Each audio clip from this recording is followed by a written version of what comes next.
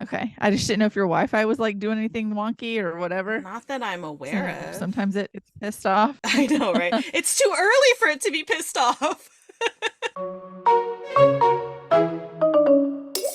Welcome to the Incoherent Fangirl. Where satisfaction is guaranteed because we are talking to Corelia Stats Waters today. I am Karin from Emerald. And I am Mandy from Dark Sun. Welcome, welcome, everyone. In our timeline, it is April 13th, and in y'all's timeline, it's April 21st. How? Weird and uncomfortable. How? Weird and uncomfortable. I don't Not like a fan. it. No, not a fan. I don't like it. Well, let's move quickly past that.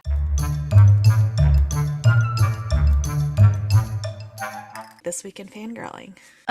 So Josh and I went to Pensacola for our little tiny vacation. We drove down Tuesday after lunch. We drove back Wednesday after lunch. So it was very quick, not a very quick drive. It was like 5.5 hours, which it's not bad until you realize that we did it in 24 hours both ways. And it's annoyingly back roads. So like I could drive forever on a highway. I don't like it. I would rather just fly. But if I'm on the highway, I'm fine. These little tiny back roads where you get stuck behind a tractor and you have to stop at every stop sign. I got so bored. I hated it. And of course, as soon as we get off the highway, that's when Josh is like, I'm tired and I need you to drive for a little bit. He knows what he's doing. Joshua Purvis, if you're listening to this, you know what you're doing. Don't even pretend. So sticks me with the hard part of the drive. But anyways, we got to Pensacola. We walked their little downtown area. It was nice, except again, it was a Tuesday, so whatever, but everything was closed. Like half the restaurants we were like dying to just find anything to eat. What? It was this whole thing because I was like, listen, I just don't want pizza and I don't want Mexican. I like anything else. The only places that were open were pizza and Mexican. So we go get pizza and then we go to the venue. Right next door is a German restaurant that is open, and I live and die for German food. Oh my God. They had a platter with sauerbraten and red cabbage and German potato salad, and I would have died. It would have been so good, but I had the pizza was fine. Concert was fun. The venue was kind of packed, so I was glad that we weren't staying for the headliner, which was Silverstein. No hate if anybody listening likes Silverstein. They're fine. We were just there for Dayseeker. So yeah, I mean, that was fun. I think I've said on Instagram that or Facebook, the highlight though was 11 hours of uninterrupted sleep. I don't know what it is or what it was about this room. It had dark blackout curtains and I put on like brown noise on my phone and we took a coma. And the only reason we woke up when we did is because I set an alarm because we had to check out. Like we might still be asleep. And then the next morning we got up and we went to a Cinnaholic to just have gourmet cinnamon rolls. And then we went to a bookstore, which I'll talk more about in Where My Money Went. And we went to the beach for a little bit. It was freezing. Did not stop me from going up to my knees in the water because that is who I am as a person. You will not stop me from getting into the ocean. And then we went to Whataburger, which is my heart. And then we came home. Outside of that, I read Unfortunately Yours by Tessa Bailey, which is Natalie and August's story. Spoiler-free rundown. So it's a marriage of convenience story. So you have Natalie Voss and August Cates. Natalie has like they kind of talk about it in Secretly Yours. She has like a finance deal gone wrong at her job in New York City where she cost her company a boatload of money and they fired her, and it was not necessarily public, but everybody knew about it in that world. So she wants to set up a new brokerage and come back like better and not making mistakes and climb that ladder again. But she needs capital. She has a trust fund, but when she goes to ask her mom for it, her mom says, look, your dad controls that. Her dad has fled the country because he's a sack of shit. And she finds out that the trust fund says that she must be gainfully employed and married to get her money. And then on the flip side, we've seen Natalie and August in Secretly Yours. So August is a retired Navy SEAL. He has come to Napa to open a vineyard in the name of his fallen best friend, comrade. Sam is this guy's name. It's his dream to own a successful vineyard. August sucks sucks at making wine. Like people drink it and they're like, my insides are burning. It's terrible. So he needs a business loan so that he can get this vineyard off its feet. He's told no, and he's on his way out of town when he runs into Natalie, and they realize that if he's married to a Vos, he has her name, one of the most powerful names in Napa, behind him, and no bank is going to turn him away. And Natalie could say, well, I'm married. You can make me an employee of your vineyard, and I've fulfilled the two options or the two requirements for my trust fund. We both win. So they fight like cats and dogs, but they have undeniable chemistry. And so the whole book is trying to find out if there's more between them than just that marriage of convenience and that little spark of attraction. I liked it, but at the same time, I was kind of disappointed in it, if I'm honest. I'm this is so dumb. I was not a fan of August. I don't know why. I feel like he's just dopey and stupid. It's just like, listen to her. Just listen to her. She's telling you why she's frustrated. She's telling you why she's, this hurts her, what, blah, blah, blah. And he's just up in the clouds. Be in August. I'm going to go flip a tire over. I was like so annoyed with him the whole time that I enjoyed it, but it was like he was not a book boyfriend to me at all. Fair Not like enough. Julian was in the first one. So Oh, Julian. Yeah. Angel. And then because I'm on these stupid back roads in the middle of nowhere, I needed a book to listen to that I was like, this will grab my attention. And so I, not unfortunately, whatever, I landed on Book of Night by Holly Black. Okay. I need to start by saying I freaking love The Cruel Prince. Okay. Like so good. So the rundown of Book of Night is that you've got Charlie Hall. She's a reformed thief and con artist who's trying to be better now. It takes place in this world, but magic. Okay. So like they mention Vegas, they mention, places that but there's also, there's the people called glow mists who are able to manipulate and control shadows. So it's kind of Peter Pan-esque too. And the glow mists are kind of getting more powerful than they need to be. And some of them are kind of going rogue. Then this mythical book gets stolen. It's called the Liber Noctum. And Charlie gets sucked back into the world of the con, basically. There are a lot of flashbacks to her past that are kind of sad because, and this isn't really a spoiler, but she had an adult in her life as like a 12-year-old kid who decided, you're going to be my literal partner in crime, and tells her mom he's taking her to piano lessons, but the person that he's taking her to is actually teaching her how to pickpocket, how to con people, how to, basically commit all of these petty crimes. And she doesn't really get a say because the people who are teaching her these things and using her for these crimes are holding things over her head to where she doesn't feel like she could go to her mother and say, hey, this, because then they'll say no, this, and it's never going to work out for her. So I'm very, very confused, honestly. I'm about halfway through and I don't really know what's going on. And I went because I was like, this is crazy. So I went to Goodreads and I saw a lot of reviews that were like, the very end makes sense.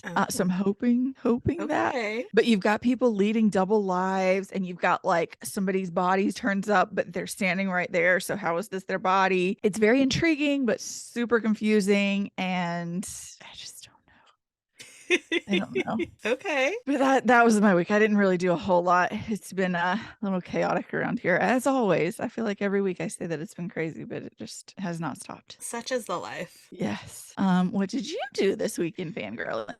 Well, speaking of life, I read Life's Too Short by Abby Jimenez, which is the third book in the series. So we had The Friend Zone, which was book 1, and then The Happy Ever After Playlist, which was book 2. So this book follows Adrian, and Adrian went on is like the cousin of the male lead character in the first book, and he went on a date with the female lead character of the second book like one time. And so he's like shown up once in the series, but now we have a book following him. And I was like, I had to think about it. I'm like, how is he? I know he's got to be related somehow. And so that's how it is. So Adrian is a lawyer, and that's basically like all he does. He's focused on work.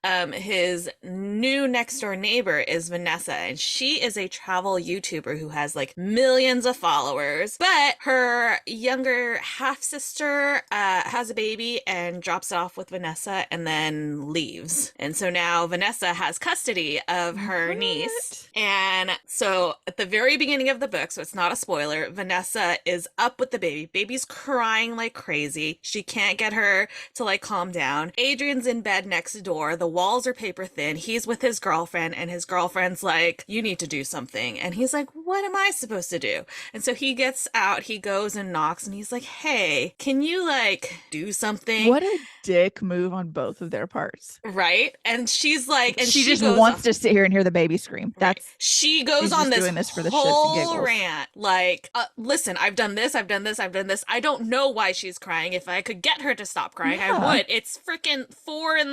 It's I a would like baby. sleep. And Yeah. she's like, what do you want me to do? And then he's like appropriately chastened, and he's like, give me the baby, you take a shower, we'll figure it out together. And she's like, excuse me? Because Yeah, like I'm not gonna hand you. I've never met you. So Yeah, that you was creep. like slightly It's like a nice gesture, but like it is a nice gesture, and she's like desperate enough that she actually takes him up on it, which never do this, people. don't do that. do this. Never. People Don't are ever do scary this. and weird and not fictional. Don't ever People do are not this. fictional men. But it is a fictional story, so we're gonna Yes. suspend our, belief system for Reality. So yeah, so he is like baby whisperer, figures out what's wrong with the baby, gets the baby to fall asleep. He's like laying down on the couch with the baby as she's like taking a shower, and then there she's like, oh my god.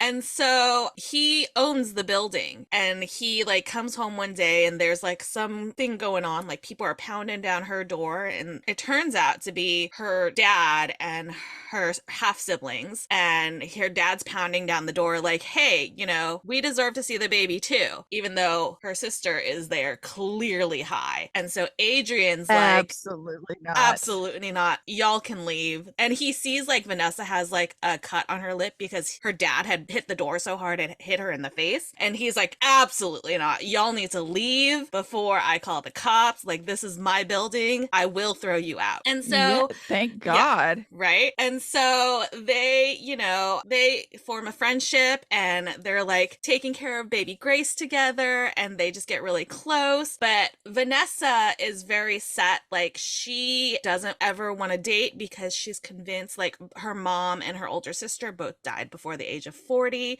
She thinks it's hereditary. And so she's just like, and I think she's about to turn 29. And so she's like, it's going to happen sometime soon. Like, I can't get involved with anybody because I don't want to put them in that position, Oh, how morbid. I know, right? And Adrian is like, okay, whatever you say, like, I won't force you into anything because he's a good person. What happened to girlfriend?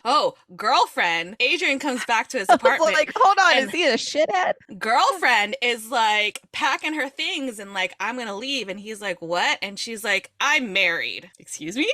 Excuse me? Girlfriend's married. What? I know. Girlfriend, and so I need you to chill out. So Adrian's all over here like heartbroken and just like, well, what? And yeah. Okay. So he's not a shithead. So he's not a shithead. No, he's wonderful. So it's like an opposites attract of romance, because Adrian's very much about planning and being in control of everything. And Vanessa is just like, she lives her life to the fullest. She just does things on a whim. She was a travel YouTuber, she's always flying off and doing all these things. And especially because she's like, well, I'm going to be dead before I'm 30. So she's just like, let's go. And so they're like not anywhere the same. And there's a bit of like miscommunication trope in there. There's an adorable baby. There is a geriatric foster dog who is we love.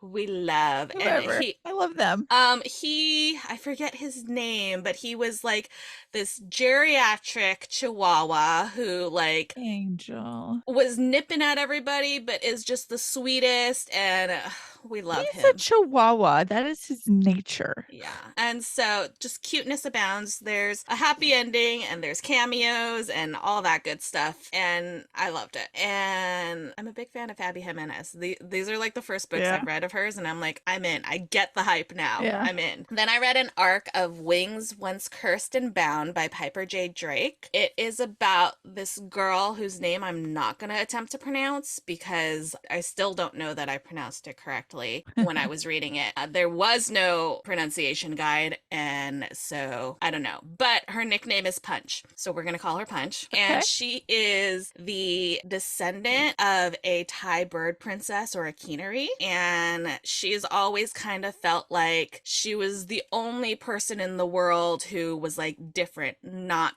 exactly human. So it's set in like our world, but with magic.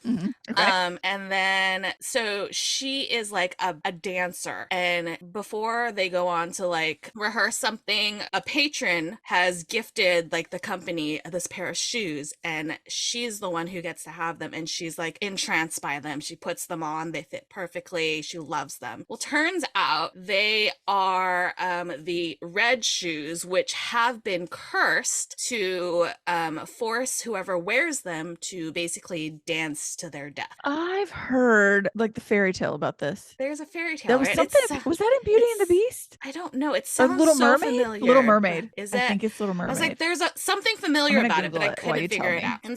so then there is Bennett Andrews, who is part of the secret society who collects mystical objects in order to protect, the world from them. Bennett is a vampire. So Oh. that's fun. And he's after the red shoes, and he's trying to get there before somebody puts them on, but he gets there just after Punch has put them on. And so now he's like, well, shoot, what do I do? Yeah. Oh Because shit. there's no thing that says how to get them off once they've been put on. And so he's Oh just like no. resolved. He's just like, well, I guess I just have to wait for her to die to get the shoes. Like, it sucks, but I can't do anything. But he feels like this like weird like connection to her. And it's like a fantasy romance, so we know where this is gonna go. Oh yeah. And so there's this other like less good vampire dude who wants the shoes as well. And so Bennett's like, oh no, I gotta protect her, because turns out the shoes don't affect her the same as it has with other people in the past. And it's probably because she is The main character. the main character, but also because she is also not human, not exactly human. And so they think that's part of it. Okay. And so they go on like this mission to try and figure out like, how do we get these shoes off her so that she doesn't dance to her death? And then there's romance, and they are pining and all of that. So it was I love good. it. There were some things that it was just like I couldn't wrap my head around, like I couldn't picture it. So the world building fell a little flat in the fantasy elements a bit. Yeah. Like there were moments where they're like, he's flying, and I'm like, what? I don't How? Since how? when? How does that work? And they're like trying to describe like something about Punch, and I'm like, I can't picture that at all. That doesn't make any sense in my mind. So like there are just some Yeah. elements How that does I this was like, happen? I'm not quite sure I can see it, because I'm the kind of reader who I can picture things in my mind when I read. I know not everybody does, Yeah, I which can too. I It's a movie. recently learned people don't Blew all. my mind when I It's found that out. crazy. Yeah. But yeah, so yeah, I don't Tell have us. like, Let us know if you like. I yeah. was gonna tell the listeners, let us know if you see a movie when you read or if you don't see anything, because I'm Right. fascinated. I'm fascinated by that. It's crazy. Yeah. But I don't necessarily see a movie. Like I don't see it completely happening, but I get like clips of it, or I like get blurry images, but I can Yeah, like, but your I can brain picture it. fills it in. Yeah. Yeah, Like your brain. yeah. I'm the same. There's things happening in My this brain brain fills as it I'm in to reading. make Yeah. it the movie. Yeah. Yeah. So yeah. So I couldn't quite I do do that not with know this that I'm book. reading words on pages. Oh, okay. Yeah. I was like, I had to think about that. You Wait, see what? you see what I'm saying? Yeah. Like you're not consciously Right. knowledgeable of your reading words on pages. You wake up 100 pages later and you're like, oh, Yeah, I get you. Yeah, so yeah. there was just some elements of it, like the fantasy elements specifically, that pulled me out of it a bit, because I could not like Yeah. wrap my head around it. But overall, it was pretty good. I think it is the first in a new series too. So it's not my favorite, but I think I will read the next books. So we'll see. And The then Red Hot Shoes, Mhm. Snow White, the Grimm's version of Snow White, Oh, the evil okay. queen is forced to step into red hot shoes and dance until she falls down dead. Oh, okay. Good to Disney know. didn't do that. No, that's too grim for Disney. Yeah. I see what you did there. So the next thing that I didn't read this all this week, but I did finish it this week. So since we went to the Misa Sugiura book launch event, my daughter and I have been listening to the audiobook of Momo Arashima Steals the Sword of the Wind, about 1 or 2 chapters a night as like a bedtime story. So it's taken us a little while because she needs it in 1x speed because she can't wrap her mind around things Yeah. as quickly, Well, obviously. And so graduate. I'm like, okay, I don't know.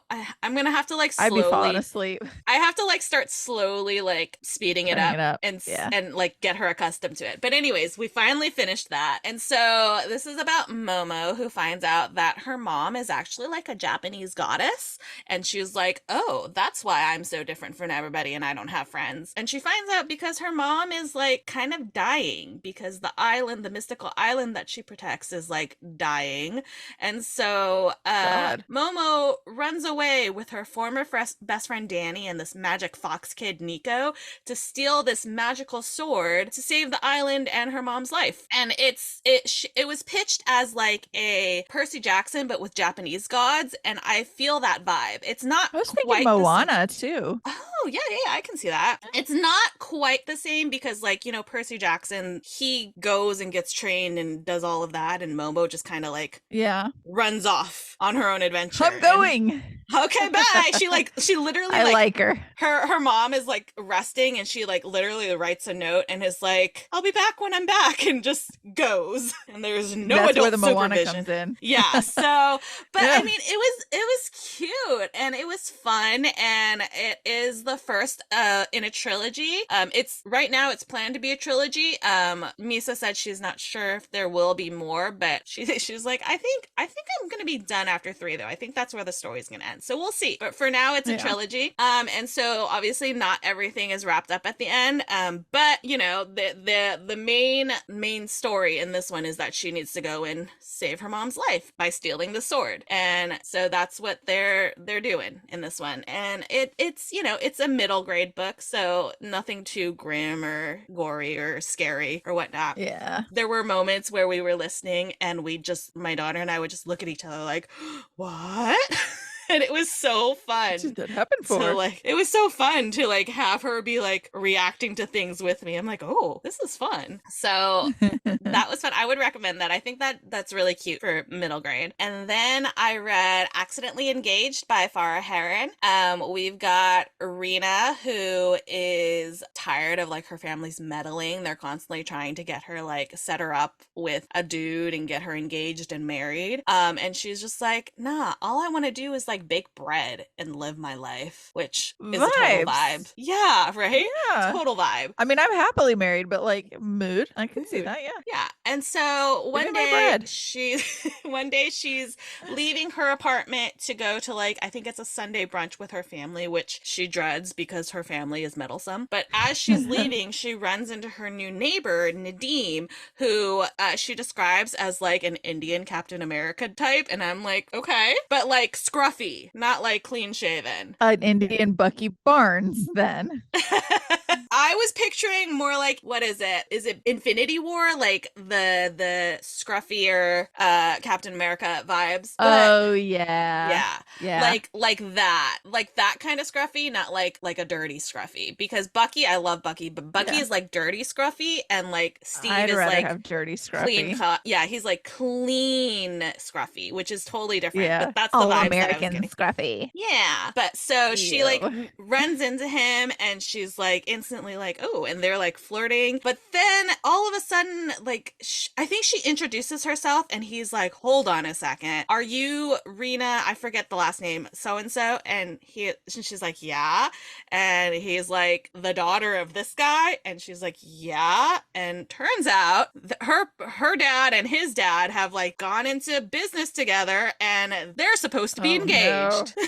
And he's like, Jesus. oh dear. And so, yeah. Hey, fiance. Fun times. And she's just like, I'm not marrying you. And he's like, no, that's fine. We're good. And so they become friends, but like on the down low so that their families don't know that they like know each other.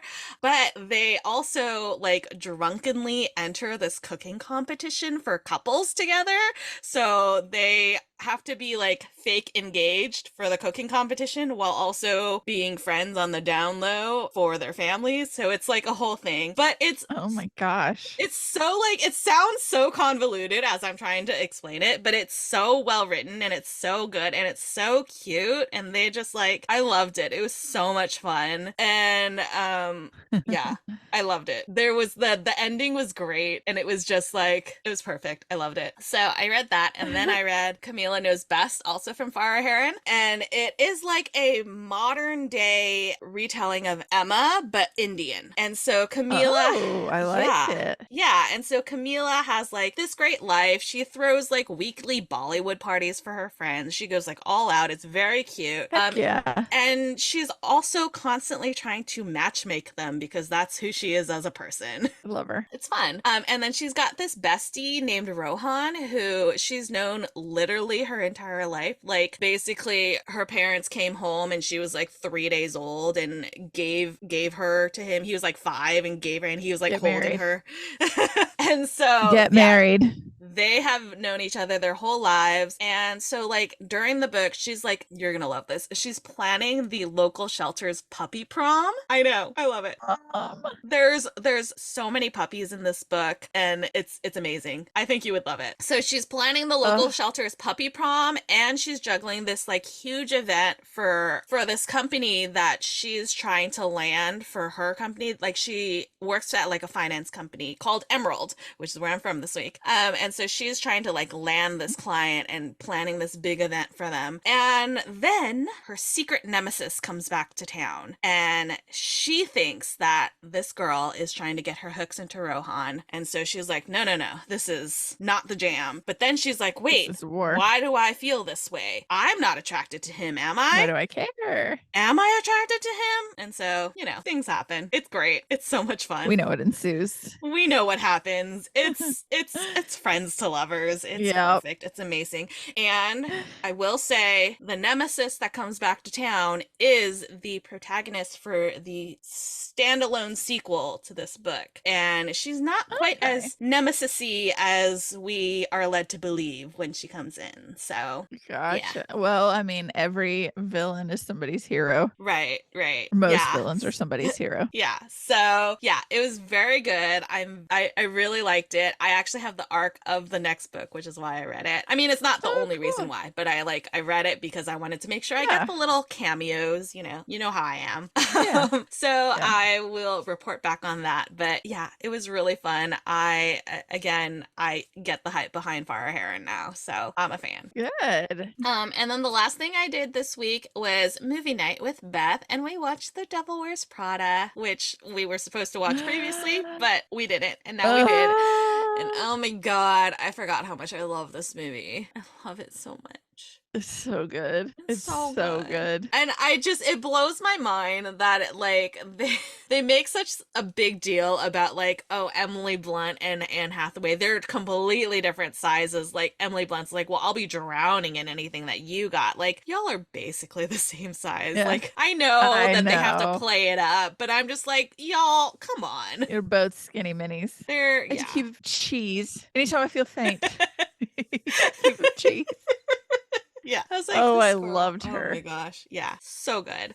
So that was my week. Very nice.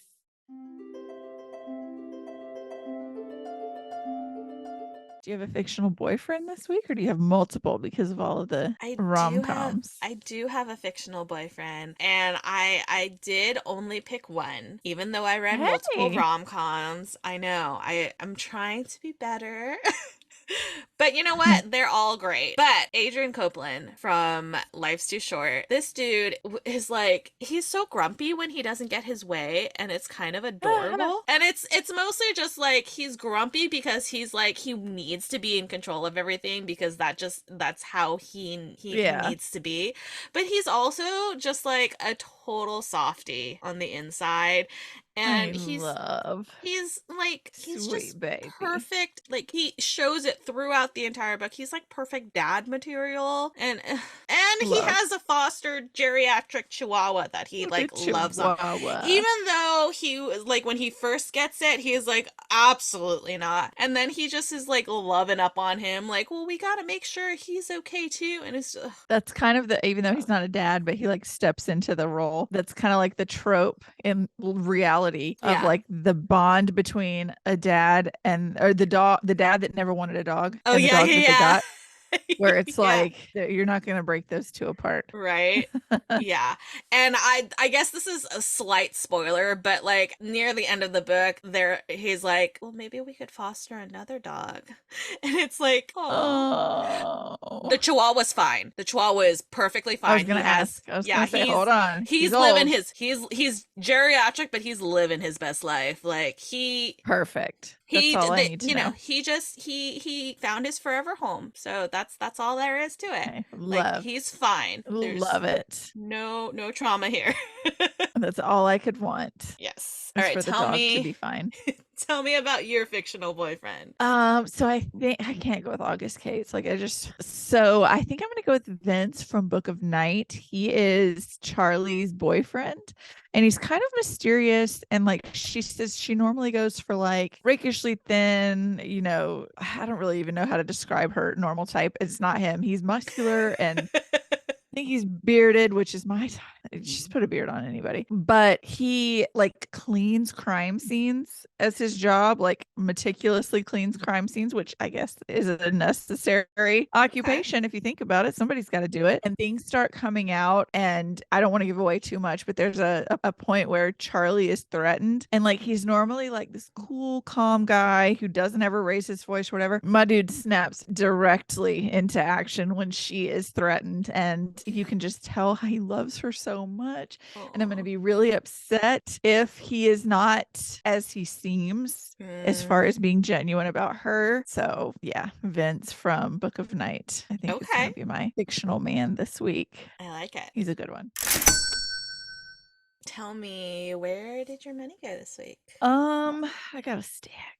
Okay. So first we went and saw Dayseeker. Speaking of, they have a song called Dark Sun, which is where I'm from. We all got t-shirts. I got t-shirts for the twins, but I got my Dayseeker shirt. It says I'll hold on forever, Afterglow, which is one of their songs. So it's a tie-dye. I didn't spend any money for this, but today I got a book plate and a note and a postcard from our friend Lauren Kung Jessen. Oh, cute. Yeah, she's so sweet. I didn't spend any money on this either. But I got my Arc of Immortal Longings. It's autographed. Isn't that crazy? What? I'm just kidding. I'm just kidding. I'm on a plane to Georgia. No, I'm going to see her in a couple of weeks. Be like, I just made that up off the hip. But yeah, I have a letter, the letter that came with it, and that. So I'm very glad you have one. And then I also got an arc of Fourth Wing, and it says "Fly or Die." Ooh. And it also comes with a poster. Oh, I haven't opened the poster. I don't know anything about this, but my contact thought that I would like it and brought it to me, and looks like I'll like it. The cover, there's dragons. I'm in. It's pretty. Wyverns, but still. Yeah. I didn't spend money on this either, but a month ago maybe, an author reached out and asked me if I would read her book. So she sent it to me and it arrived today because obviously I want to read your book. It's called Lies That Princess Told You by Caitlin Rush. It is Cinderella from the evil stepmother's point of view. Ooh, okay. Yeah, and it talks about struggling to survive with an ungrateful stepdaughter. I'm excited about it. I can't wait. And then while we were in Pensacola, we went to Bodacious Bookstore and Cafe, and I got 4 books. I got Do I Know You by Emily Wibberley, which I love her. Oh. I love her name. Emily Wibberley and Austin Sigmund Broca. I have another book of theirs, and I have The Roughest Draft. I love their writing together. Yeah. Very, very good. And then I got A House of Salt and Sorrows. It was on a bargain shelf for $7. Okay. Tempt me with a good time.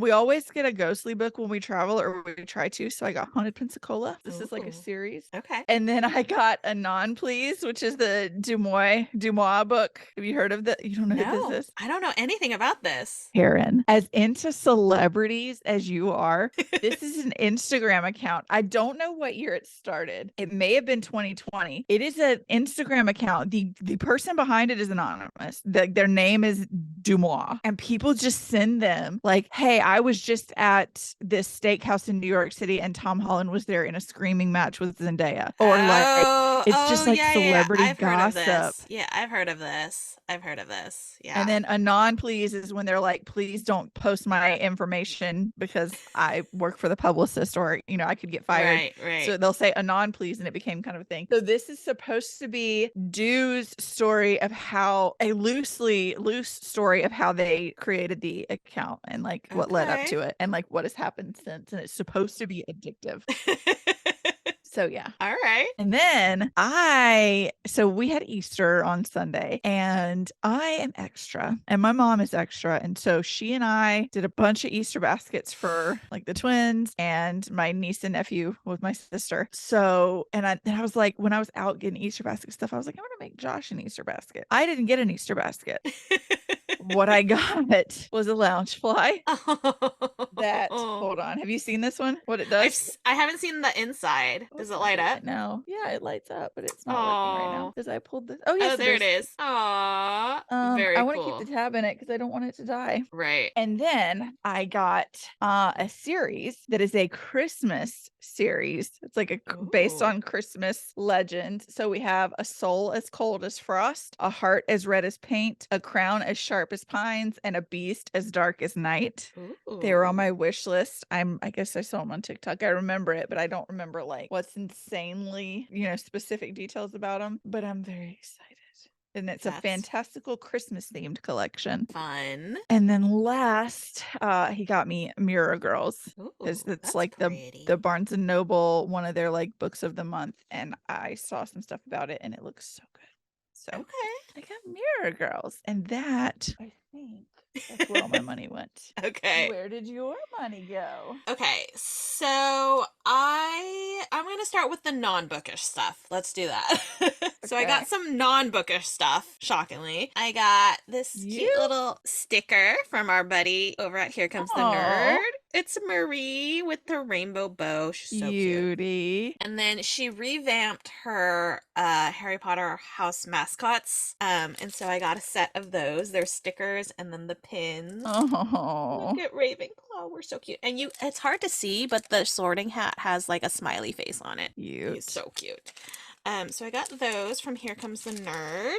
And then I got some Patreon teas from Grimoire Tea. So we've got the January Patreon. It's Snitches Get Stung. It's Hive Code, which is a black tea blend. It's very cute. And Berries and Cream, which is an Earl Grey blend. And I just always, Earl Grey is my jam. I tell her, like, I better you than me. The answer is always Earl Grey. If she asks me, it's always Earl Grey. And then February was couples themed. So we've got Schitt's Creek themed. I have asked you thrice now to be mine. I'm obsessed. I love. And then it wouldn't be Valentine's Day without my girl Scarlet Witch. So obviously. Yeah. And then, of course, I got a couple of Funkos. My pre-order from Entertainment Earth finally came in. It was like a pre-order for their restock. So, like, yeah, it wasn't like I was waiting for it from the very beginning. But it's Louisa. I finally got Louisa. Oh, sweet baby. We love Louisa. She's my favorite. She's my favorite Madrigal. Yeah, mine too. She's so relatable. Yeah. So I got Louisa. Exactly. And then they came out with a new Alexander Hamilton. So obviously it's Lin-Manuel Miranda. I had to. It's his finale outfit. Of course, obviously. And then continuing with my comic covers, we've got Hawkeye with Ant-Man. He's a little Ant-Man down there. Oh, See? little teeny tiny Ant-Man. And then I didn't spend money on these, but they are bookish. Forever sent me a copy of 44 Chapters About Four Men by B.B. Easton. This is the memoir that the show Sex Life is based loosely off of. So I'm excited to read that. And then back in, I want to say February. I think it was February because it was like Black History Month, and they were doing Flatiron Books was like trying to spotlight books by Black authors. And so I want to give away for an advanced copy of House of Cotton, and it just came. The book came out on the 4th, but it just came, and I thought it was just going to be a galley, but it is a PR box. So that is so cool. I am so happy. There's this little fake flower thing. I'm sure it makes sense if I read the book. It's very pretty. And then there's this little like postcard floor plan kind of thing. There's an author's note. I think this is like a lippy maybe. That's cool. Carolina Nettle. I think it's a lippy. I haven't opened it. And then of course the galley. Look at that cover. Look at that cover. Gorgeous. The heart. I know. It kills me. Very, very nice. So I got that. And then I also didn't spend money on this, but you did. I was like in the middle of Five Below. I was like, whoop. Yes. So there was a bunch of little kids. I was like, you better stay away from her. And I like went running, snatched her up. It's a little Scarlet Witch Tsum Tsum that is very soft and very squishy, and I love her. And of course, the Chloe stuff. I don't know why in my brain I was thinking she was a squishmallow. I can't see the Chloe stuff over there anymore because now it's right there with you. The Chloe stuff, which it will forever be known as the Chloe stuff because that's what you labeled stuff. That's how I wrote it on my notes. Just the Chloe stuff. It's the Chloe stuff. I love it. I was so scared that it was going to get like damaged. That's why I taped it so rigorously, like the whole package, because I was like, I'm so afraid that the envelope is going to get taken. It was I have no faith in the Postal Service. No, I believe you. With your track record, yeah, I get it. Exactly. I was like, you cannot, USPS, you cannot have the Chloe stuff. It is not for you. You can have my RK Ashwick pre-order goodies. You cannot have the Chloe stuff. I would cry. No. And then hop onto the internet, be like, y'all, who's got it? I need it. Yeah. So, yeah, I had originally put it on my Chloe shelf, but I was like, well, no, I have to show it off first. This pin is so freaking cool. Isn't it cool? I was really glad. Cool. I think my niece picked up one for me so that we both could have one. Oh my God. It's so freaking cool. Yeah. I love it so much. So that's where mine and Mandy's money went. I don't know what that week. Clear thing was. It looks like... I don't know what... Is it like the other thing is it's stickery? But then I was like, is it a temporary tattoo? Like, what is it? It's definitely... I don't want to poke at it too much. I think it's... I don't know. Regardless, it's going to stay like this. I couldn't figure it out. I have no idea. Yeah. But it's very cool looking. It looks like it's like the rotors on the phone, but I don't know what. Yeah. I don't know what. I don't know. No clue, but it's cool. I think I have one, but I'm like, it'll go in a frame somewhere with the rest of the stuff to be framed. So, and that's where my money and Mandy's money went. Your money went to send me goodies. Yes.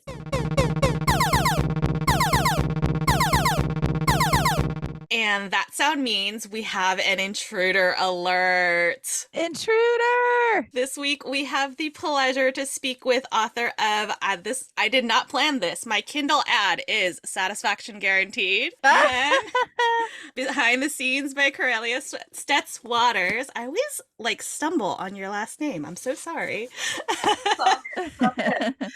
How are you? Welcome. I am doing great, and I've just totally been looking forward to talking to you too. So thank you for having me on. Yeah, absolutely. No, we are so excited. We're so excited. So our first question that we usually question that we usually ask is, can you give us like a 30-second elevator pitch of we want to go with Behind the Scenes or Satisfaction Guaranteed or Dealer's Choice? You want to pick Behind the Scenes? Karen says Behind the Scenes. That's her newest one. Both. Yeah. All right, so let's see, 30-second elevator pitch for behind the scenes. Rose Jostin is a successful business consultant, but her life lacks passion. Ash Stewart is kind of a director, a film director who's been kicked out of Hollywood. She's got one last chance to make the movie of her dreams, but she needs funding from a rich and eccentric donor. She's also overworking herself, so her friend hires, unbeknownst to her, Rose Jostin to come and help consult on the project. Rose says, no, no, no, this isn't my field. I do, supply chain. But after spending an hour with Ash, she decides that she could probably fit her into her schedule. And their love story spreads out from there. You love I it. love that. Oh my gosh, this book was so much fun. I had so much fun reading it, and both of these characters are a joy. Even they're both like so realistic, like relatable characters, and such a joy just to follow along their story. Did you take any inspiration from anybody in your life when writing these characters, or any characters in the book, or were they just completely made up off the top of your head, brand new creations? For the most part, my characters are brand new creations, except for the occasional side character. I always say that all my heroines' best qualities belong to my wife. The love is always, Oh. the foundation, it's always about how much I love her. So we have not had the tumultuous relationship that is required for a good romance novel. We basically met at a bar. I looked at her, she looked at me. I was like, yep, she smells like the right one. And we've been together for 24 years. So there's no plot there. I mean, our lives have plot, but we don't have that will she, won't she romance, oh, it's all lost. No, we're getting back together. Didn't have that, but still, my love for her and her love for me is the foundation of my romance writing. But the characters themselves are totally fictional. Oh, I love that so Very much. cool. That's I so do. You're cute. gonna make me cry. I'm I a know. I'm sap, like, so I love we're gonna that have to so send this much. episode to your wife. Right? So I have to ask this question because it's who I am as a person. How is Willa, the pug? Willa's doing very well. She's very hungry. She is always very hungry.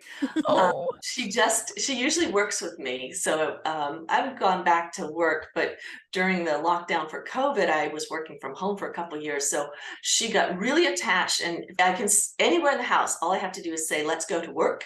And she runs into my office and jumps in my bed. But Angel. it's dinner time here. And so she just frantically threw herself at the door so that she could get out and get to the kitchen Oh, for my life, hopefully. she's like, I'm not trying to work right now. Are you No, it's crazy? time to eat.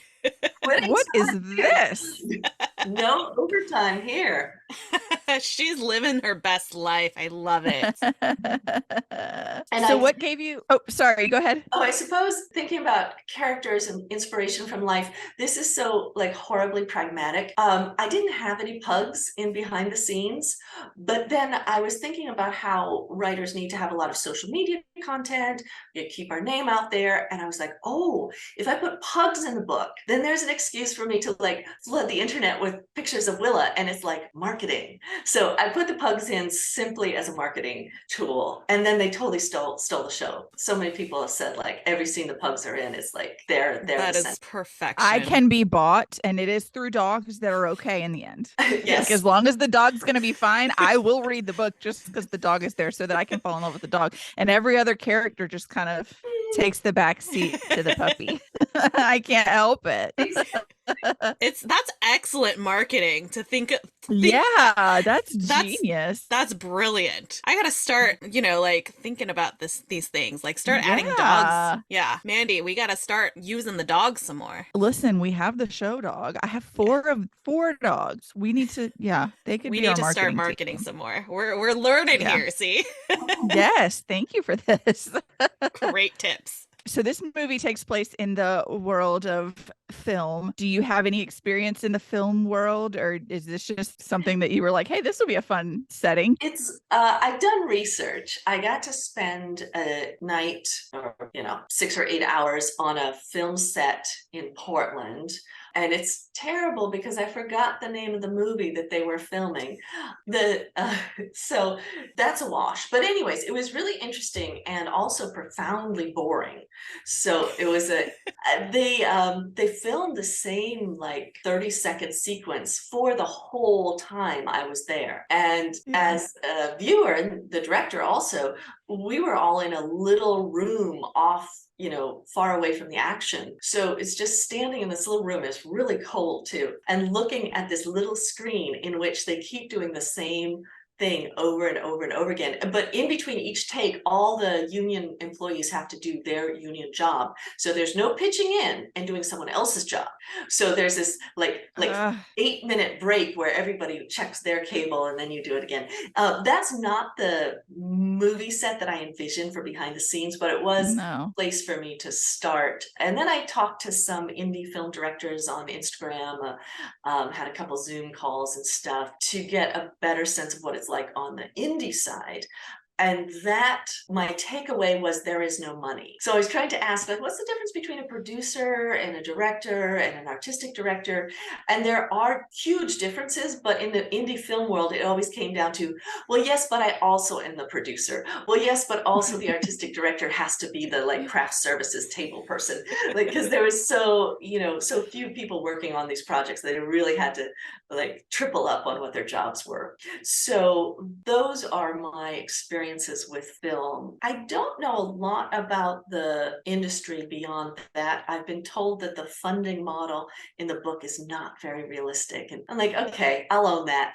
Going to an eccentric donor, millionaire donor, yeah, that's a bit of a stretch, but it's fine. It's a good stretch. Well, I feel like as a layperson, I never would have, I wouldn't think anything of it. Like, I'm like, oh, that makes sense. As I was reading, I'm like, that makes Yeah. sense. There's some eccentric rich person who just wants to fund a movie for funsies, for their Wants to name. see the film. So, makes sense to But me. what It works for me. I thought it was believable enough. One of the things I learned was that producers have this opportunity not just to give money, but to be on set and advise and be a part of things. And so it made sense to me that this donor might want to use her money to do that, to not only fund it, but also to be in the action and have that experience. So I thought it was realistic enough. Yeah, I think Yeah. that's as much as we can hope for. As long as it feels like it could be realistic, everything else is just whatever. That's right. That's right. It's just noise, just background noise. It's fine. If Yes. they want to Speaking nitpick of at something like that, then just tell them to hush.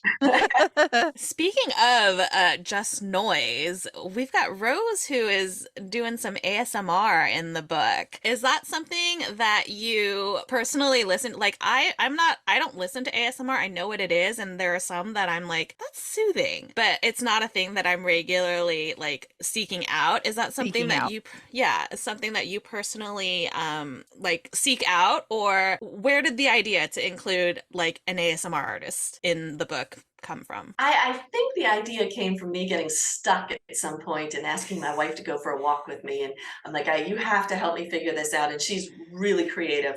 We're actually writing the next book together. It's so much fun. Oh, Oh, And so that's she'll cool. just throw out ideas. She's like, what about this? What about this? What about this? And I'm not very good at that kind of brainstorming. So I think that this was one of her ideas. I'm not particularly into ASMR. I think it's really cool. I think it's really neat. And I think it's really neat that people who are into it have found this community. So I had this experience of listening to sounds and then having this kind of pleasant, weird sensation. And I could see how if that was you, it'd be hard to explain that to someone else and to find people to connect about that. So I think it's really cool. And it's a really sweet thing. It doesn't really, I don't feel the tingle. So I'm like a strong supporter. I don't really have the experience myself, but I do like mindfulness practices. And I like the idea that this was part of a mindfulness practice, part of, connecting with the body, connecting with the world. I I love like it. that. I don't Yeah. do I can't do like the they have like ASMR where they've wrapped their microphone in things and they're making like sounds with their mouths. That's not my cup of tea, but I live and breathe for like a kitchen restock ASMR. Like Oh, watching people clean or organize things feeds my soul. So I get the ASMR hype for sure. I do like organizing. Yeah. It was Yeah. so fun to watch. Those are fun And then you go ones. to Amazon and start buying things that to organize your Yeah. house that you'll never use. I love boxes. I have like an app controlled label maker. The spices are alphabetized. Like, especially Love. stressed out, I will organize. I will find something to organize. Oh, Uh, speaking to my soul. yes. As somebody who is incredibly disorganized, I love organization. It makes no sense because, like, my life is a mess constantly, but like certain things I just need to have perfectly organized and I'll be fine. I'll be fine. So I get that. Definitely. So I have recently started Satisfaction Guaranteed, and I have to tell you, the very first scene where they're all taking edibles at a funeral is so surreally relatable to me. Maybe not edibles specifically, but I could see my heathen family like passing a flask down the pew and just being like, shh, Auntie would want this. So I was cackling because I could just picture myself on that row. So is there any like self-insert in anything like that? Maybe not that scene specifically, but and other than your love story with your wife, do you have any self-insert into your books and your characters or your family? I have a very small, very quiet family. So that part of Satisfaction Guaranteed was just an inspiration. But the original inspiration for Satisfaction Guaranteed did come from my life. I was looking for the topic for my next book, and I was in Portland, and my dog had eaten my vibrator. So I was going to go to the store she bought to buy a new one. And I had stopped by a bookstore that was owned by a friend, and I was trying to start growing kombucha, which is this like fermented tea, and you grow it in a big jar, and it like makes this like mucus flotilla on top of the liquid. It looks disgusting. And so, but you can't just buy the mucus flotilla. You have to get some from someone else, like a sourdough starter. So I had Okay. gone to the bookstore, and my friend had given me this jar with the mucus, and she hadn't put a lid on it for some reason. So I had this jar with the mucus, and it was raining, and so I was wet. And then I went into the sex toy store with my jar of mucus and my busted up vibrator, and I'm like, I need one of these. And it was just this classically funny Portland moment. I was like, this is Portland at its best. The indie That is bookstore, Oh my amazing. the God. I immediately want to move to Portland now. Yeah, I see. That's like my bucket list, like in America. Anytime my husband and I are like, we want to travel, Portland is always the first one I say because I've never been. the best part is, in my memory, none of the people in the store like there was no glitch. They were not like, what's in the jar? They didn't look at me funny. And I said, my dog ate my vibrator, and they're like, start telling me stories about how much their dogs like their vibrators. And it was just like, it was, Oh my God. I was like, this I has to be in love America. it. That is amazing. I That love is that. hilarious. I love that so much. Portland sounds like a whole vibe that I need to be in. Like, that's amazing. I And know. I'm gonna go soon. I have to go soon. It's like my first call out. That and then Austin for some reason, which I'm terrified to go to Texas. But Austin seems like it would be cool. I've heard great things about it. So yeah. And I have friends that live in Portland who are like, come here now. I could get But in the car and just start driving. I'm down in California, so I'm just like, let me just get in the car, drive north for a bit. It'll be fine. I'll hit it eventually. I'm right off the freeway, 1 hour south of Portland. So when you come up to Albany, just text me, and I'll come and Perfect. buy you a cup of coffee or something. Perfect. That I'm gonna have sounds to like fly over. I'm gonna cry in Georgian over here. Oh my goodness. I love Satisfaction. I read Satisfaction Guaranteed first because I knew that there were going to be cameos in behind the scenes. And I am neurotic that way. I have to, like, I need to understand all the references. Mandy laughs at me every time, but I have to. I'm chaos and she hates it. Yeah. I stress her out because I just will read anything. She really does. So did you always know like you were gonna have characters from Satisfaction Guaranteed be in behind the scenes, or was that just like organically as you were writing, you're like, wait a minute, I have the perfect people for this? I've tried to cross-pollinate as many times as I can throughout my books. I wrote before Satisfaction Guaranteed, I had a series called Out in Portland, which is very similar to Satisfaction and Behind the Scenes. And I tried to cross-pollinate in that world. And I think one of the women from the Out in Portland series is a distiller. And I think that the characters in Satisfaction Guaranteed might drink her brand of whiskey at some point. There's some, I Oh, don't remember what it was, but there's some little tiny cross-pollination. It's not the character, but some product from the first series to this one. But I love to think of these people as just all being in the same world together. And I want the reader to be able to look in on the characters that they saw before and be like, yeah, they're doing great. And I'm so happy to see them again and know that their lives are moving forward. Yeah, that's one of my that is favorite so things cool. when authors do that. It makes me so happy. Like it just something It's like about you're it in is on an just inside joke. yeah. And I just feel warm and Yeah. fuzzy. So speaking of other books outside of this series, for lack of a better word, what is your, maybe not your favorite book that you've written, but your book that like is like the closest to your heart that you've written? So probably the book's called Forgive Me If I've Told You This Before. It's YA, and it started as a memoir, didn't really work as a memoir, so I fictionalized it, and it's about, I don't know, 70-80% memoir and like 20% fiction. And the fictional part is all the things that I like, clever things I thought of saying like an hour after the thing happened. So all the ways that I wanted to be cool but wasn't courageous enough to be, the character is. So it's like me with the Instagram cool filter turned up. And I haven't reread it in years, so I don't know. I think it still holds up, but yeah, I guess I'm maybe even a little nervous to read it again because it was one of my first works. So at the time I thought it was brilliant, and now I'm like, I hope I still think it's brilliant. But then also it was so personal. And one of the things I thought was really interesting about going from that fictional nonfiction to fiction process was that I felt like the fictional version was more true to the experience, to the emotions of the time in a way. Kind of hard to explain, but I was very careful to be factual with the first version. And sometimes the facts didn't fully capture the emotions, or I don't know. Hopefully it's still a good book. It's called Forgive Me If I've Told You This Before. And if anyone reads it, like send me message me and be like, hey, it's still all right. Or if you don't like it, don't message me. And just keep it to yourself. I was actually looking at it today on your website and I was like, I need to read this book. So I will read it and I will tell you how much I love it, because I'm sure I will. I just added it to my list. I'm like, let's do that. That sounds like a good time. It's a very timely book, which is kind of sad because back in the 90s when I was growing up, Oregon had this huge wave of anti-gay hatred, a lot of out-of-state money poured in. It was really, the state was on fire. Like literally people were getting shot and buildings were getting firebombed, and they were ransacking Catholic churches because they thought the Catholics were too lenient on the gays. And when the Catholics are Oh too my lenient, gosh. like, Wow.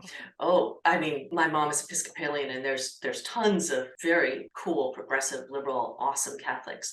But as an organization, that's not been their go-to. So, Right. and we got through that. Now Oregon, at least the western part, is really a haven for a lot of queer people and trans rights. And so we saw this progress and healing and things getting better. I wish we could say that we had seen that all the way across the country, that we just moved forward and there aren't Right. steps backwards. But the book is about that step forward, and it's about all the good things that are happening to this young woman in the midst of that trauma. So not just everything is horrible, but also there are these beautiful moments. And one of the things that was true to my life, and which I capture in this book, is that the church is a big part of the girl's life. And in the end, the church is good, is kind. Her Christian parents embrace her. The church is a place where she's safe. It's not oppressed gay versus church. And it's not, even though at the end I did go back east for school, it's not a story of how I escaped from my horrible family and the terrible church. It's a loving family and a, you know, church that was struggling with these issues, but fundamentally loving. And the happy ending is that love. It's not, I got rid of all these awful people from my early years. So that part I think will still have an important message for people. I was raised Episcopalian, and now, like, as a 30 something, I can't speak for every church in the world and every Episcopalian church in the world, but I am so proud of like my church and my diocese because they are so welcoming and so open, and they're not like, I'm in this deep South. The Episcopalians that I'm around are like, no, we love everybody. We don't care. I'm not going to discriminate about anything. Come sit here and pray with us. And you don't see that very often. And a lot of literature kind of tends to bash the church if it's, a queer story, or vice versa. If it's a religious story, then we have to bash people who don't love like, the author does. And so it's refreshing to know that there's a story out there where they can kind of commingle and it be happy and good. I hoped when I was writing it, I guess I still hope, that it provides people like a picture of that, because it's hard to do something if you don't see it represented. And I think we don't see enough representations of church and gay folks and families who are like, okay, this is a little weird that you're like this, but you know what? I love you and I'm going to learn and grow, and it's okay. Everything is so fraught these days. So hopefully it still stands up. At least the message is still good, even if I'm going to read it. Yeah. Okay. I can't wait. I'm so excited. So, we have a question that we ask all of our authors, and we have a segment on our podcast called Fictional Boyfriend of the Week, where we talk about, book boyfriends or somebody we saw on TV, like that we just are crushing on. And it doesn't have to be like a boyfriend. It can be a girlfriend, non-binary friend, a bestie. Do you have anybody like that, a fictional character that you just cannot stop talking about? Everybody needs to read or watch them. So right now I am reading Sorry Bro, and I'm gonna look it up so that I get all the names right. And I don't know if I'm pronouncing the author's name right. Telene Vascuni is what my sense of pronunciation gravitates towards. And I should find her on a podcast or an interview, because she's getting interviewed and podcasted all over the place, and she's so those people will properly. But anyways, it's her debut novel.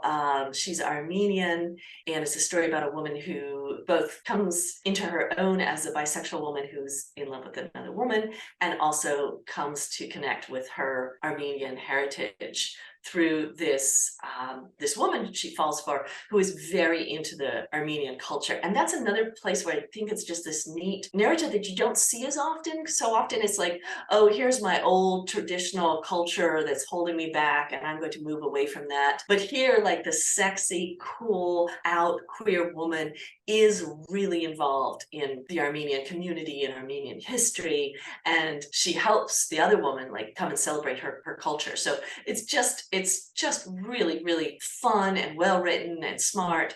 And the Armenian love interest is named Erabuni. I hope that pronunciation close. It is pronounced with respect, even if it's wrong. And she is just like the sexiest character. She's so cool, and the author does such a good job of conveying her coolness and her humanness. Just in every interaction, it's like, this person is epically cool, but they're not a character. Like, I can see the real person, and even see that, imagine that tension.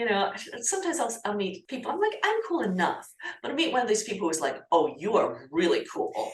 And then I wonder, like, what's it like to be that person that everyone looks at and be like, you're really cool?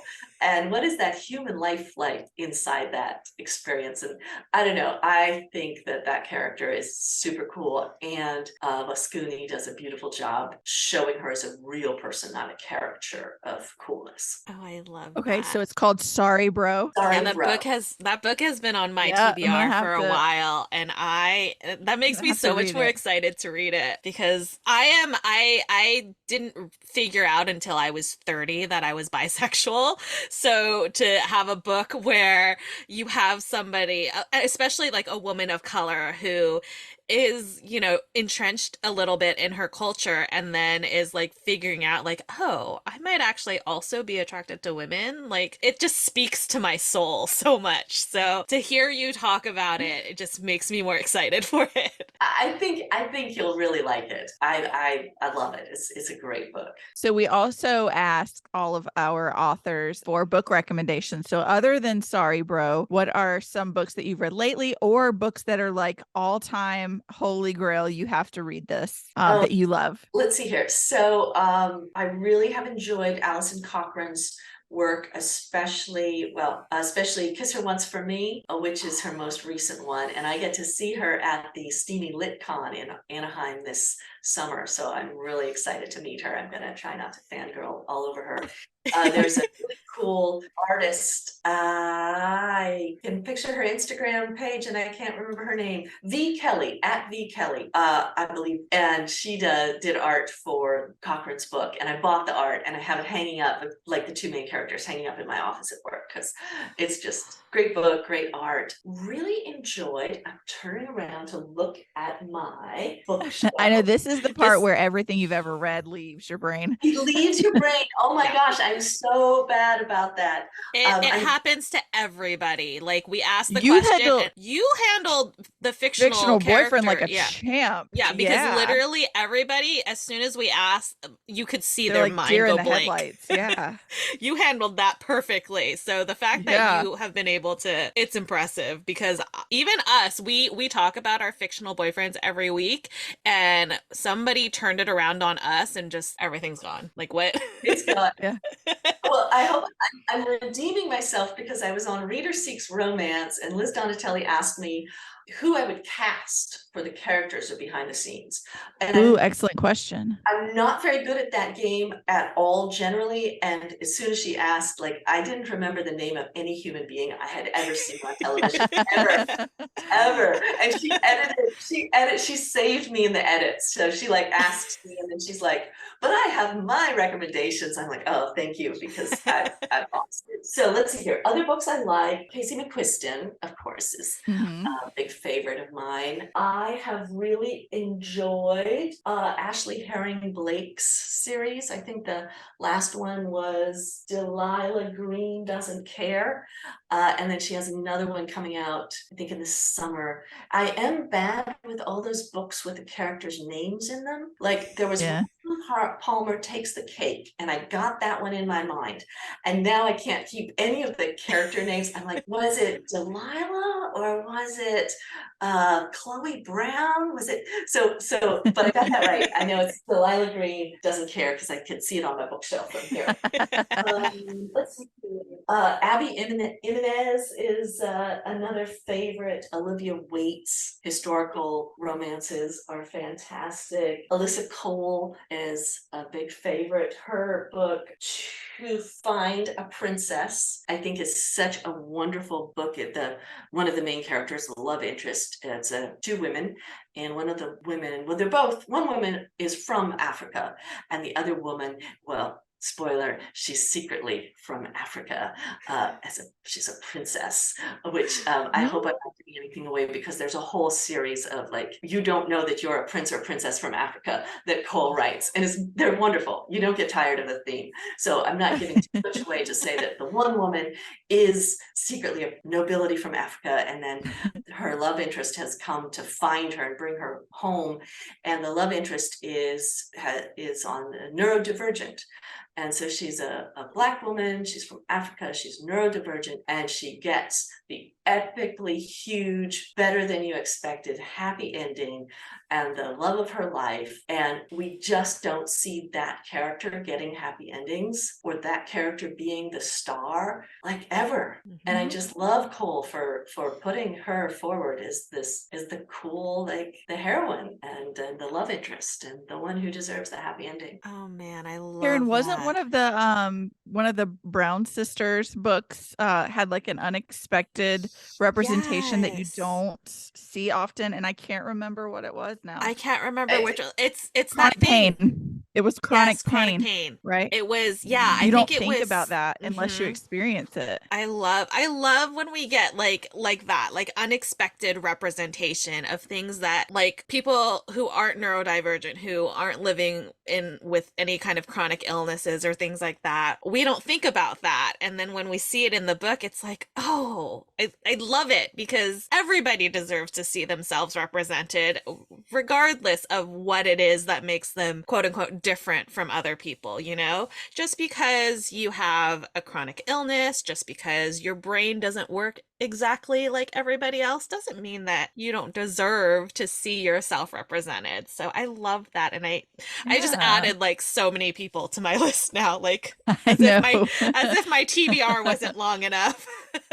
I That's think the danger of this question. It is. I think Talia Hibbert's Get a Life, Chloe Brown, I think that's the name. That's the one. Two neurodivergent characters, and I love their love story so much. And it was wonderful for me to read that. I'm a teach at a college, and so I have lots of neurodivergent students. They're fantastic. And as a teacher, we study our students, different learning styles and stuff. But that book brought those experiences to life in just a new way that I hadn't thought of before, and just absolutely delightful. And I got my dad into Talia Hibbert, which is adorable because he's just that is not who you would expect him to be reading. And she's right there on the bookshelf next to like some really thick book on physics because he's a physics professor.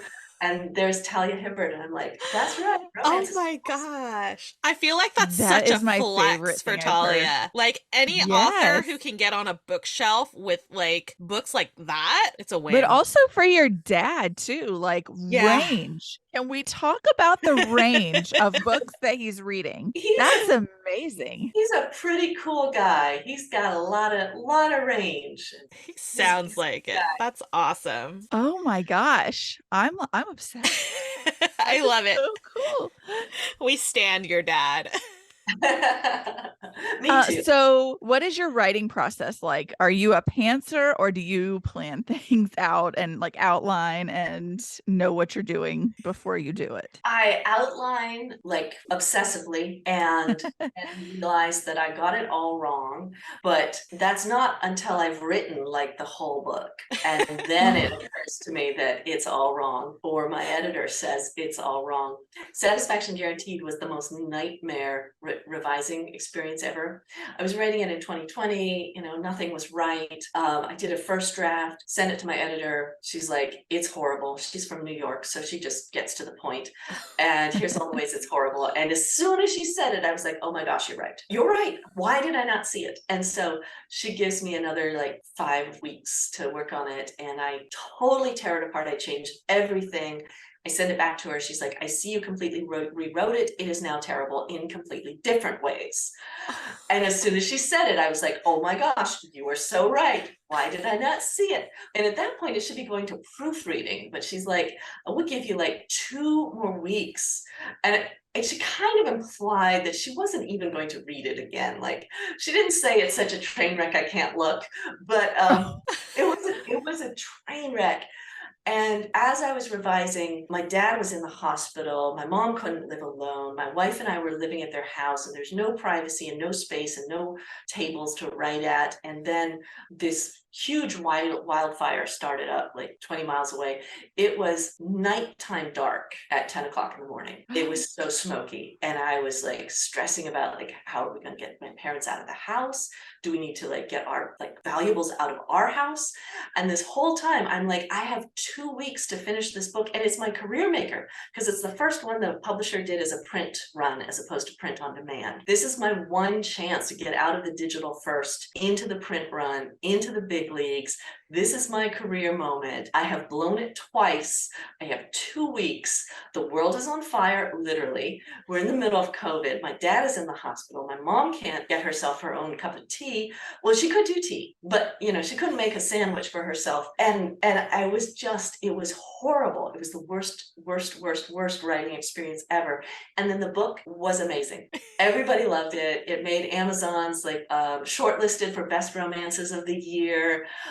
People are still like rave about it on the socials. Absolutely. When I was reading it to approve the proofreading edits, I didn't remember it. I was like, wow, that's pretty good. Oh, I wonder what happened. So cute. I had gone out of body and I had written that thing. So that was horrible. Behind the scenes, I only had to rewrite it once. But now it's all going to be better because my wife and I are working together and she is amazing. We just had our meeting with the editor editor about the upcoming book that we wrote together. And this time the editor was basically like, I may or may not read it again because it's really so like basically good, and there are not that many changes. It'll be fine. Like it's good. She's like, you don't have to do any big global changes. We went through all the comments and she's like, oh yeah, I like what you're thinking, I'm like, okay, I understand, like no stress. And I think that, I know that's totally because of my wife's like input and creativity and stability. And just if she and I had been working on Satisfaction Guaranteed, it would have come out right the first time. As it was. Okay, so speaking of the book number next, can you tell us anything about it, or is it kind of secretive right now while you're... I love to talk about it. It is about a ballerina and a burlesque dancer who meet I love it already. as on a reality TV show. I love I'm sold. I'm sold. It's I gonna don't be need anything fantastic. else. It's a higher heat level than my other books, and that's always interesting to me because like heat level is very subjective. I think some people are like, oh, Satisfaction Guaranteed was really good, but I was hoping it had like a little more spice and sex given what it's about. And then other people are like, oh my gosh, don't bring it in the house, it's too sexy. And I'm like, okay, it's really, I think it depends on what people are used to, what they like, but there's no way to pretend that this one isn't like a lot sexier than bringing the heat. Yes. And that's how I wrote it together. Bring our love to the page. I love that. I love it. Well, in addition to Goodness. continuing to speak about future books, I am sorry to inform you that now that you have been on the podcast, she's never sorry when I do this. I try and pretend to be sorry at least, but now that you have been on the podcast, you're legally required to come back for every other book you release. We don't make the rules. And next time with your wife. And yeah, it will be mine. Oh my gosh, you will love her. She is fantastic. Yes, we say yes in advance. Absolutely. Thank you. Do you have a timeline for when you guys expect that book to be published? It will come out in early summer 2024. Very nice. Okay. They're hoping it'll be a faster turnaround, but there's a lot going on with the publishing house and the print runs take longer. So it won't be out till 2024, but it'll be worth it. Something to look forward to. We can wait. Yeah. Yes. Well, thank you so exciting. much. Thank you so much for coming and talking with us. It was so much fun. I loved both of these books. I still think about them, and I think that they're sexy. I don't care what anybody else says. I think they're pretty sexy. So good. Excellent. Well, thank you so much for having me. You two are so much fun. I can't wait to come back and thank you for having me. This is delightful. Yeah, we can't wait to have you back and to meet your wife. My cheeks hurt. Maybe one day we'll get to meet Willa if she is, done. I want to kiss her little face. The dogs like to steal a show here. The dogs always like to steal the show. I got her a little Yorkie. Got one. Oh, so cute. This is George Bailey. He's the show dog. He's the boss adorable. of all the things. Thank you. Well, thank you so much. We'll talk to you soon. Talk to you soon. Bye-bye. Bye. Bye. Oh my God, I love her. She's so cute. And the way that she talks about her wife. I am going to go punch my husband for not talking about me like that on his podcast. He said he didn't want 7 of me, and I'm never going to be over that, because I think it's very rude. That is because I'm a delight. I'm a delight. I think so. I think so. George Bailey said he'd take 7 of me. Hi, Georgie. Yeah. Oh my gosh, Corelia though. Oh, she's so cute. Freaking love her. The way that she talks about, like, I'm in love with their love. I know. Is it? I know. Like, are sapphic couples just more adorable? Because Casey and Jessica are the cutest. Like, that might just be what it is. I think that's just the theory. I think that's what it is. Sapphic couples are just cuter, and their love is just cuter. And yeah, and she was so like well spoken in like a very thoughtful way that you you don't see in people anymore, really. Ugh, I Like really even like though talking to like her. even though she like responded quickly, you could tell that she thought through her Yeah. answers as she And like that's no shade to any of our previous guests. I'm no. not saying that like Because I don't do that. anybody. No. Yeah. But like, I don't sound thoughtful like that. Like, all of her answers were so well thought out. And I'm like flying by the seat of my ass half the time. So that was a fun I interview. honestly, most of the time when I'm editing, I listen to myself and I'm like, what are you even trying to say, Karen? Legitimately. So like, yeah, I get what you're saying.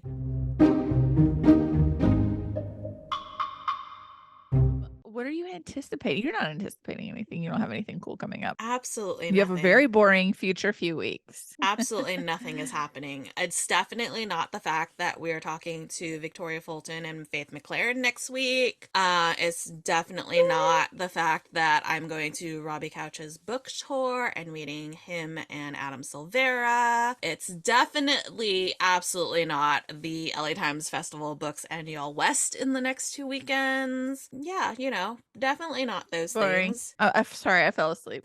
And also, I mean, Lizzie Olsen doesn't have a brand new miniseries coming out on the 27th. Well, I have nothing. nothing going on for me over here. Boring. How about you? Is your life more exciting than mine? Yes, obviously. I am going to a used book sale.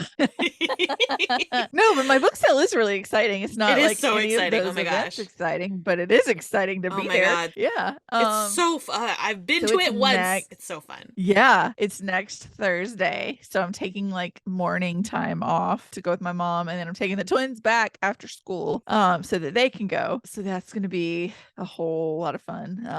And then bookstore date is the 5th, which I am just like, I can't even fathom my life that like my husband and I are going to have a date in an empty bookstore with flowers and wine and free arcs, and like we can bring food in an That's empty so bookstore. cool. And That's like so cool. they send out like a weekly newsletter, and I was reading it, and like they have a schedule of like any authors that are going to come, or like indie bookstore day is coming, and what their plans are for that. And it said May 5th 7 p.m. closed for private event.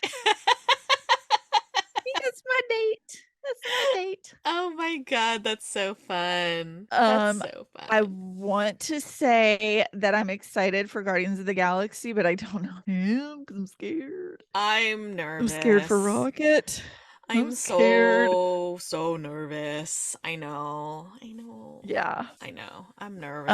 And then we're gonna have my sister's gender reveal on the 7th, so that everybody knows what baby's gonna come out as. Also, So surprise! Mandy's getting a new baby in the family. oh, have I not said it? It's been posted on like everybody Yeah. knows it's been posted on her Facebook. So like yeah, I'm getting a new nibbling, either a little Yay. niece or nephew, Octoberish. One of my favorite things that I do in life is be a Mimi, Auntie Mandy, Yes. any of the above. It's my favorite, one of my favorite hats that I wear. So give me another baby, give me Yay! one that I can send back. That's So what I love. The exciting. babies that I can take and spoil and love and send back. So yeah, I'm gonna be looking forward to squishing that baby until I get to squish that baby. So even if I don't say, that's always in my what are you anticipating? Oh yeah. I think we've decided we're going to the beach the weekend of my birthday. We won't be recording by Yeah. that point, but I'm gonna be looking forward to it until it happens because I need to get back to the ocean. And I think this weekend. So there's a restaurant in Chattanooga. I don't remember the name of it off the top of my head, but I can tell you next week when it's like a 3-hour drive from us. But they have DIY s'mores where they bring out like a little tray, and I think it has a little flame on it. So you can toast your marshmallow and build your own s'more. And we were coming back from somewhere and happened to randomly stop there years ago. Like I think it was pre-COVID, like that long ago. And these kids have Yeah. not stopped talking about it. So we were like, that's close enough that we could take a day trip. Mhm. So this weekend we are taking them to Chattanooga for DIY s'mores, which we could do that at home. But why? Why? When we could have a day trip in a fun city, there's a cool bookstore there. Yeah. Why am I going to do that at home? That's boring. So I'm looking forward to that. Yay, that sounds And I think awesome. that's it. Yay. I guess it's time for a spiel. Okay, well, friends, if you like this episode, please like, follow, and subscribe wherever you are listening to us. And also follow us on social media. We're on Instagram and TikTok at The Incoherent Fangirl and Twitter at Incoherent Girls, even though we're not big fans of Twitter. Not Fart big. noise. Insert fart noises here I don't have one of those, but we for can Twitter. pretend. Please There you like go. our Facebook like our Facebook page and then head over and visit our website, theincoherentfangirl.com, where you can also stream all of our episodes as well as read our blog, which has many, many reviews for many, many things. If you need book recs, they're there. If Yep. you would like to see our pretty faces on your computer screen or your phone screen, wherever you watch YouTube, you can subscribe to our Patreon. Go to theincoherentfangirl.com/Patreon to sign up. And if you have any questions, comments, concerns, suggestions, you just want to tell us that we're pretty, we will accept all of We'll that. take it. Send us an email, Yes. theincoherentfangirl@gmail.com. We love hearing from y'all. And finally, one last way to support the podcast is to rate and review on whatever platform you are listening to us on. That would be amazing. We love Send that. us your words. We want to see your words. We love words. We do. We're big fans. She is at Mandy Perv on all the things. And she's at Ms. Made in China on all the things. Once you have followed us on social media and the podcast on social media, you can head on over and visit our internet besties and do some self-care, do some shopping. We love that here. You can head on over to herecomestenerd.com, use code fangirl, and you'll get 20% off your first order. Then head over to onceuponabookclub.com and use code Mandy10 for 10% off. Get all the bookish goodies you could need. And once you've placed those orders, you're gonna want to head over to grimoiretea.com because you're gonna want some cozy tea to like snuggle up with once you've got all your goodies in. Go to grimoiretea.com and use code fangirlt to get 10% off your order. But remember, there's no I in fangirl. It's FANGRLTEA. And then last but not least, you know and love her because we've told you that you know and love her and we would never lead you astray. Amber D. Lewis, our darling. Head over to amberdlewis.com and use code fangirl10 for 10% off your purchase. And get the Fire and Starlight Saga. You'll never be the same. Yes, never. Remember, we will lie for you. If somebody is making fun of your spending habits, just let them know it was a gift from us. You want a contest, it's fine. Yeah. And that's the Incoherent Fangirl. That was the Incoherent Fangirl. Thanks for listening, y'all. We love you. We love you. Bye. Bye. We are sponsored by our friends at Here Comes the Nerd. Pins, stickers, magnets, and more. Here Comes the Nerd has happy art for all fandom-loving hearts. New customers can use coupon code FANGIRL during checkout for 20% off their first order at herecomesthenerd.com. Coupon applies to ready-to-ship items only.